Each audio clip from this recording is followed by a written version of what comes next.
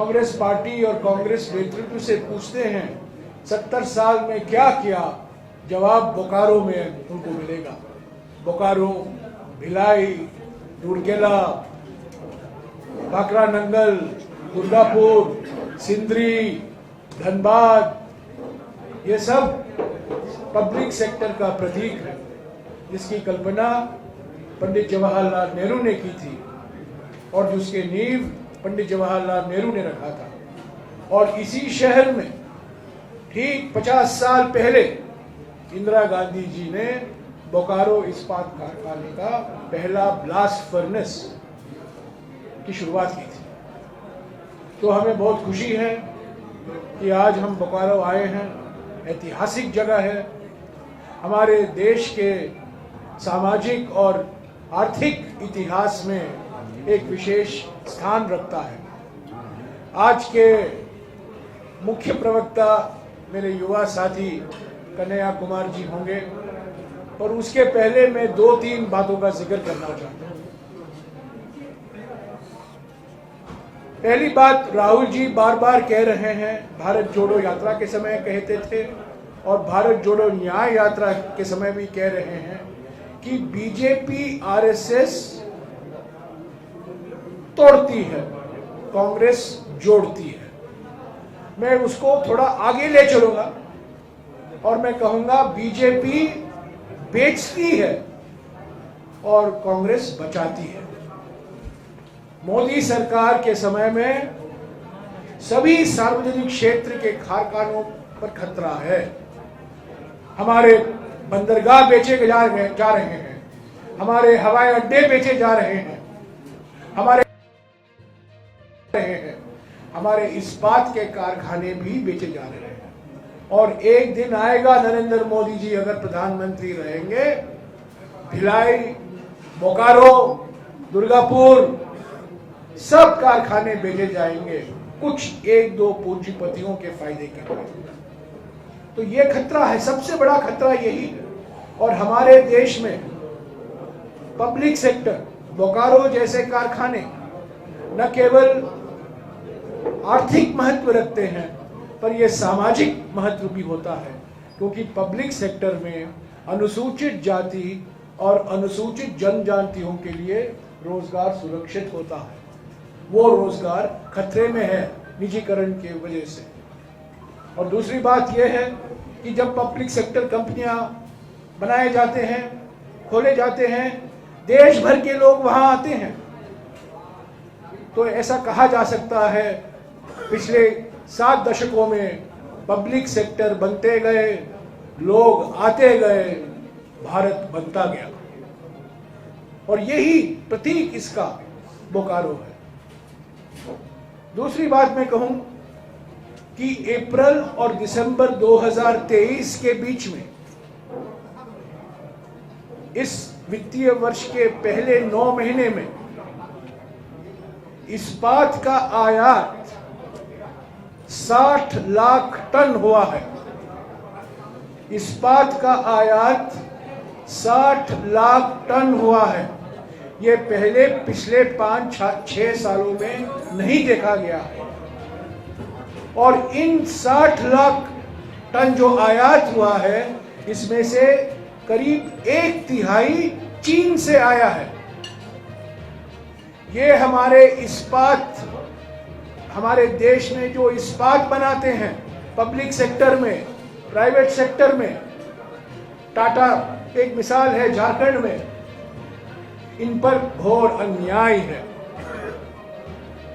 एक तरफ 19 जून 2020 को प्रधानमंत्री चीन को क्लीन चिट देते हैं, न कोई घुस आया है, न कोई हमारे जमीन पर बैठा है। और उस क्लीन चिट के वजह से हमें इतनी परेशानी हम भुगत रहे हैं पिछले 4 सालों में। और इस हमारे सीमाओं के तनाव के बावजूद प्रधानमंत्री ने ये उचित नहीं समझा कि आयात जो आता है हमारा चीन से, उस पर कोई प्रतिबंध लगाया जाए, ताकि हमारे छोटे उद्योग, हमारे बड़े कारखाने को तकलीफ नहीं पहुंचेगी। तो ये असली रूप है नरेंद्र मोदी की आर्थिक नीतियों का। छोटे और लघु उद्योग बंद पड़े हुए हैं। 80% जो छोटे और लघु उद्योग स्टेनलेस स्टील के होते हैं वो गुजरात में है, और उसमें से 35% लघु और छोटे उद्योग बंद पड़े हुए हैं क्योंकि सस्ता माल चीन से आ रहा है। एक तरफ आत्मनिर्भर कहते हैं और दूसरे तरफ चीन से सस्ता माल जो आता है उस पर कोई रोक नहीं लगाया जाता।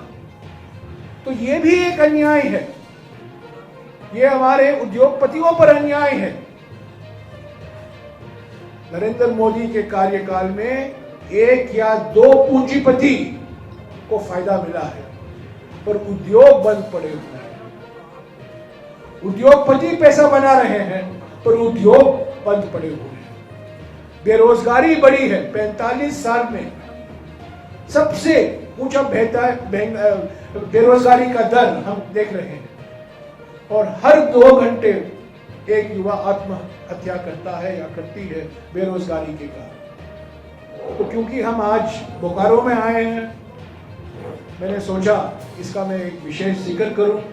आज सुबह राहुल जी भी धनबाद में बिरसा मुंडा चौक पर उन्होंने एक जनसभा को संबोधित किया और उन्होंने कहा भारत जोड़ो न्याय यात्रा के 5 न्याय हैं: नारी न्याय, युवा न्याय, श्रमिक न्याय, किसान न्याय और हिस्सेदारी न्याय। और बोकारो जैसे शहरों में श्रमिक न्याय बहुत महत्व रखता है क्योंकि निजीकरण हो रहा है। आज कुछ कोयला श्रमिकों से भी मिले राहुल जी, और उनकी एक ही मांग थी कि हमारा जो कॉन्ट्रैक्ट रोजगार है उसको बंद करें और उसको रेगुलराइज करें। तो ये भी एक अन्याय है हमारे देश के श्रमिकों में। ट्रेड यूनियन, व्यापार संघों को खत्म किया जा रहा है, कॉन्ट्रैक्ट एम्प्लॉयमेंट दिया जा रहा है, वेतन सुरक्षित नहीं है, पेंशन सुरक्षित नहीं है, प्रोविडेंट फंड सुरक्षित नहीं है। तो श्रमिक न्याय, मैं समझता हूं बोकारो में आकर राहुल जी ने जो अपनी आवाज उठाई है ये सारे देश में गूंज जाए। क्योंकि अब जब आप गृह मंत्री थे और ग्रामीण विकास मंत्री थे तो बोकारो आए थे और कई एक्शन प्लान आपका बनाया हुआ एक्शन प्लान बोकारो की फाइल में है, और बगल में आपके ग्रामीण विकास राज्य के ग्रामीण विकास मंत्री बैठा वो फाइल। शुक्र है कि आप याद रख रहे हैं। तो 10 साल पहले मैं यहाँ आया था, मैंने झारखंड के हर जिले का मैंने दौरा किया। एक्शन प्लान पर कब तक काम होगा और पलामू का वो एक्शन प्लान कब तक वो फाइल पड़ी रहेगी राज्य के? देखिए, वो जो प्लान बनाया गया था वो केंद्रीय ग्रामीण विकास मंत्री होते हुए मैंने बनाया था। केंद्रीय सरकार की भूमिका थी। 2014 से आप ये सवाल पूछ सकते हैं, जो सारे योजनाएं बनाए गए थे, सारंडा एक्शन प्लान बनाया गया था, आपको याद होगा। सारंडा एक्शन प्लान का क्या हुआ? पोरेहाट के लिए एक एक्शन प्लान बनाया गया था, लातेहार के लिए एक परियोजना बनाई गई थी, अलग अलग जिलों के लिए हमने एक परियोजना बनाई थी। उसका क्या हुआ? 10 साल से क्या हुआ? कितने बार प्रधानमंत्री आए हैं बताइए? कितने बार प्रधानमंत्री आए हैं? कितने बार ग्रामीण विकास मंत्री आए हैं हर जिले का दौरा करने के लिए? कौन है ग्रामीण विकास मंत्री? आप बता सकते हैं? नहीं, अभी कौन है? अभी तो देखिए नाम ही नहीं पता। अभी नाम ही नहीं पता। सब मोदी आपके पड़ोसी राज्य के मंत्री है वो, सब मोदी जी। ये बिल्कुल गलत है। हम सबको साथ देकर चल रहे हैं। 23 जून को नीतीश कुमार जी ने निमंत्रण दिया था। 18 पार्टियां आई पटना में, इंडिया गठबंधन बना। बाद में बेंगलुरु में 17 और 18 जून 28 पार्टी मौजूद थे। तब 31 अगस्त और 1 सितंबर को तीसरी बैठक हुई। ये सब बैठकें हुई क्योंकि सब लोग चाहते थे कि इंडिया गठबंधन मजबूत हो। पहले दिन से कांग्रेस पार्टी का मकसद यही रहा है कि हम सभी को लेकर चलेंगे, सीट शेयरिंग का फॉर्मूला हम निकालेंगे जो सबको स्वीकार होगा। पश्चिम बंगाल को लेकर कुछ कठिनाइयां आई हैं सामने, क्योंकि लोग समझ रहे हैं टीएमसी के नेता भी समझते हैं और कांग्रेस पार्टी के नेता भी समझते हैं कि हम ये विधानसभा के चुनाव लड़ रहे हैं। हम विधानसभा के चुनाव के लिए इंडिया गठबंधन नहीं बनाया गया है। जो मुकाबला हम का सामना हम कर रहे हैं 2024 में लोकसभा का चुनाव है। तो लोकसभा के चुनाव को ध्यान में रखते हुए इंडिया गठबंधन बनाया गया है। कांग्रेस पार्टी इंडिया गठबंधन को और मजबूत करने में कोई कदम नहीं छोड़ेगी। मैं समझता हूं ममता बनर्जी ने भी यही कहा है कि उनकी प्राथमिकता बीजेपी को हराना है और वो इंडिया गठबंधन का टीएमसी एक हिस्सा है। इस बीच कुछ बयान आते रहते हैं उनके ओर से, हमारे ओर से भी, ये आपको मसाला मिल जाता है, पर हकीकत यह है कि बातचीत चल रही है, इंडिया गठबंधन मजबूत है और हमारा लक्ष्य लोकसभा चुनाव है, विधानसभा का चुनाव नहीं है।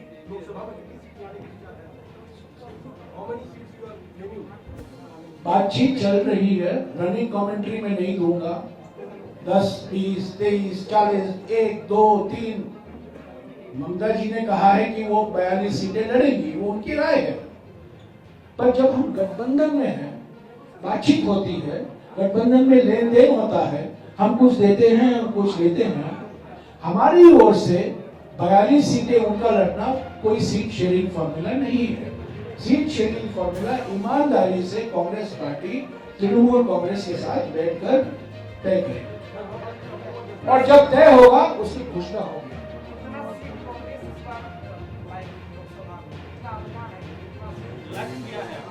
मैं कोई ज्योतिष नहीं हूं, मैं कहूंगा कि इतना सीट कांग्रेस पार्टी जीतेगी। पर मैं एक चीज आपको याद दिलाऊंगा, आप लोग, मैं जानता नहीं हूं कि नहीं, आप एक बहुत मशहूर हिंदी फिल्म हुआ करता था 1950 के दशक में, 20 साल बाद, आपको याद है, 20 साल बाद, उसके गाने आज भी मशहूर हैं। 2003 में दिसंबर के महीने में कांग्रेस पार्टी का मनोबल बहुत गिर गया था।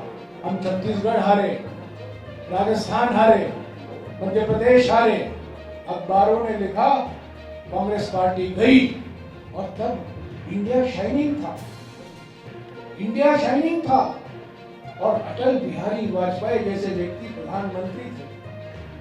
तब 20 साल बाद क्या हुआ? मई 2004 में क्या हुआ? किसकी पार्टी बनी? किस गठबंधन की पार्टी बनी? इंडिया शाइनिंग, इंडिया गोइंग हो गया। तो राजनीति में कुछ भी हो सकता है। हमें बिना डर के, बिना मनोबल गिराए हुए हम ये चुनाव में उतरे हैं। ये वैचारिक यात्रा है, चुनावी यात्रा नहीं है। चुनाव के लिए जो हमें तैयारी करनी है वो किया जा रहा है। हम हर सीट पर मजबूती से लड़ेंगे, अपने बल पर लड़ेंगे जहां हम अपने बल पर लड़ रहे हैं, और जहां गठबंधन के रूप के हिस्से में हम लड़ रहे हैं, हम गठबंधन को मजबूत करेंगे। ये मत सोचिए कि नतीजा सुनिश्चित है। 2024 के चुनाव का नतीजा सुनिश्चित नहीं है। ये ढिंढोरा पिटाया जा रहा है कि जीत गए। प्रधानमंत्री खुद कह रहे हैं कि मेरे तीसरे टर्म में यह कहूंगा। पंडित नेहरू ने कभी कहा था कि मैं दूसरे टर्म में यह करूंगा, मैं तीसरे टर्म में यह करूंगा? क्या इंदिरा गांधी जी ने कभी कहा था? क्या नरसिम्हा जी ने कहा था? क्या राजीव गांधी जी ने कहा था? क्या मनमोहन सिंह जी ने कहा था 2009 में कि मेरे सेकेंड टर्म में मैं ये करूंगा? ये अहंकार आचार्य है ना, सभी के आंखों में धूल धारते हैं। मेरे तीसरे टर्म में मैं ये करूंगा, वो करूंगा। इनको तीसरा टर्म मिलना कोई सुनिश्चित बात नहीं है।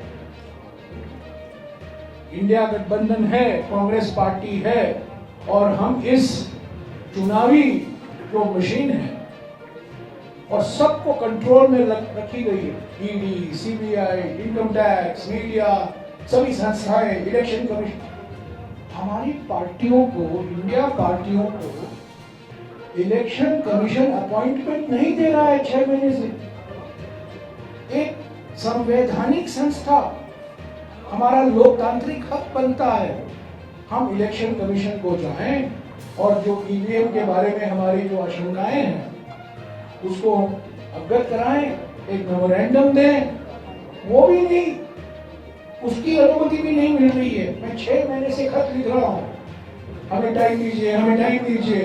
और ये स्थिति है हमारी लोकतंत्र की। अहंकाचार्य ने जो लोकतंत्र की स्थिति बनाई है, तो ये मत कहिए, ये मत सोचिए कि 2024 के चुनाव का नतीजा पहले ही का थर्ड टर्म, तीसरा टर्म आने वाला है। और धन्यवाद। और कुछ एक सवाल है ना, एक लास्ट विश्वास मत पर कुछ नहीं पूछेंगे। पहले उनको देखिए, मैं एक भी चीज विश्वास मत पर कुछ कहना चाहता हूँ। विश्वास मत पर बहुमत हमारे पास है, इसमें कोई दो राय नहीं है। पर हमारे इतिहास में, सामाजिक इतिहास में घोड़ों का एक विशेष महत्व होता है। आप जानते हैं ना, सबसे बड़ा यज्ञ हमारे सामाजिक इतिहास में अश्वमेध यज्ञ कहा जाता है। तो ये अश्वमेध यज्ञ करने में बहुत कुशल है हमारे प्रधानमंत्री और गृह मंत्री। महाराष्ट्र में इन्होंने किया, बिहार में किया, अलग अलग राज्यों में यहाँ भी करने की प्रयास कर रहे हैं। पर यहाँ हॉर्स ट्रेडिंग, घोड़ों का व्यापार बिल्कुल विफल होगा। बहुमत मत हम जीतेंगे और जो कार्यकाल बाकी है, 1 साल बाकी है इस गठबंधन सरकार का, वो जरूर हम उसको समाप्त करेंगे। और जब जो विशेष अदालत है, उन्होंने हेमंत सोरेन जी को अनुमति दी है कि आप इस वोट में भाग ले सकते हैं, ये दिखाता है कि ईडी का केस कितना मजबूत है। ये तो एक षड्यंत्र है, उत्पीड़न और प्रतिशोध की राजनीति का एक प्रतीक है। अभी 1 मिनट हमारे राजेश जी को कहना था। सारे संस्थाओं पर इनका कब्जा है और मुझे अफसोस के साथ कहना पड़ता है, हमारे देश के लोकतंत्र का जो एक महत्वपूर्ण संस्था है, मीडिया पर भी उनका कब्जा है। मैं आप पर कब्जा नहीं, मैं नहीं कह रहा हूं, आपके मालिकों पर कब्जा है। तो जिस माध्यम से हम जनता के बीच में जा सकते हैं, हम जा नहीं पा रहे हैं। भारत जोड़ो यात्रा निकला क्यों? राहुल जी के मन में क्यों ये सोच आया कि हम यात्रा निकालें?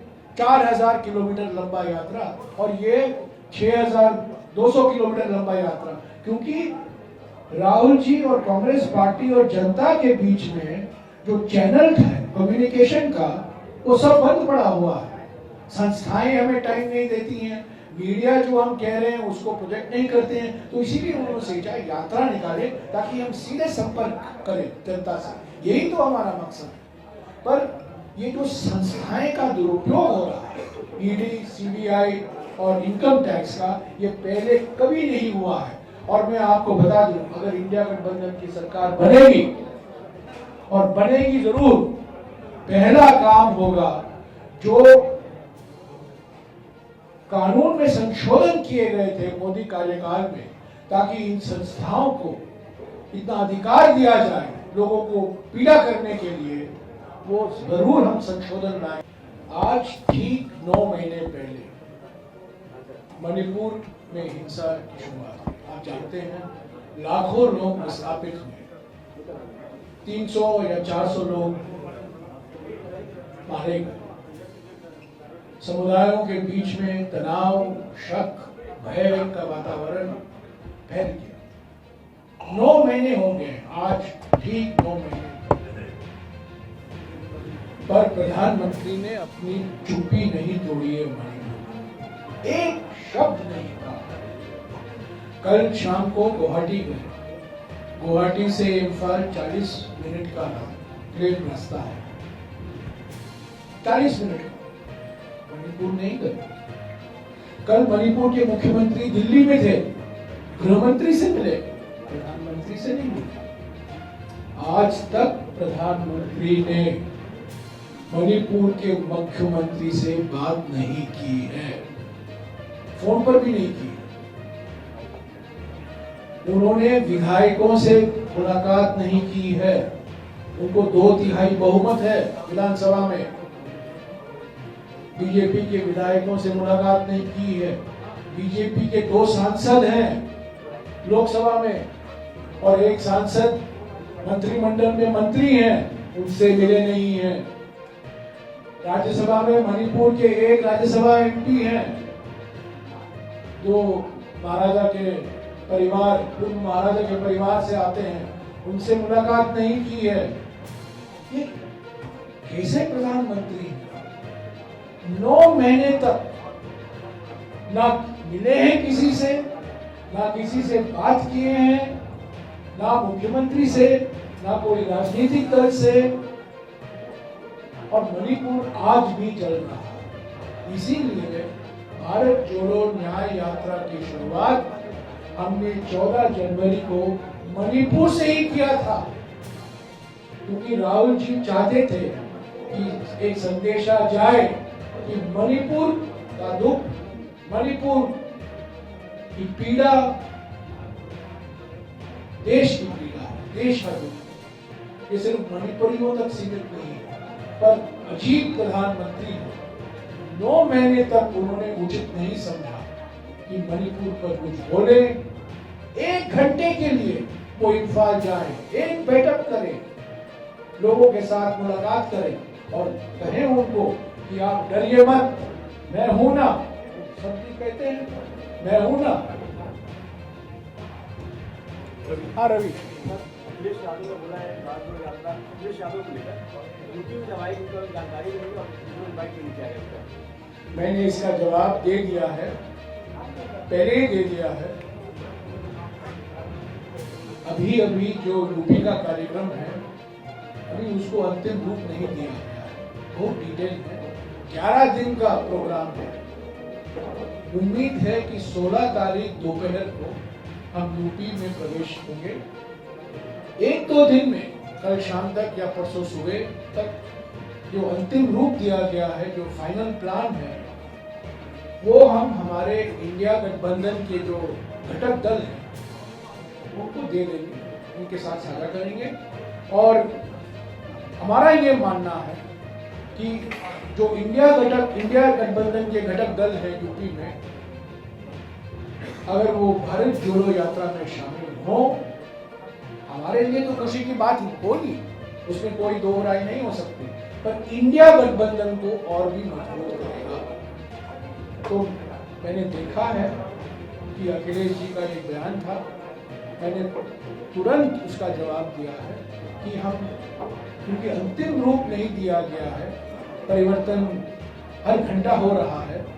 11 दिन एक लंबा, सबसे लंबा यात्रा उत्तर प्रदेश में भी है, पर हम जरूर अखिलेश जी को, जयंत चौधरी को और अपना दल का एक जो हिस्सा है, जो हमारे इंडिया गठबंधन का एक अंग है, एक हिस्सा है, उनको भी पूरी जानकारी देंगे। ये निमंत्रण पहले से दिया है, इसमें कोई सवाल नहीं उठना चाहिए। उनका आना, उनका भाग लेना हमारे लिए नहीं, उनके लिए नहीं, तो इंडिया गठबंधन के लिए बहुत फायदेमंद साबित होगा।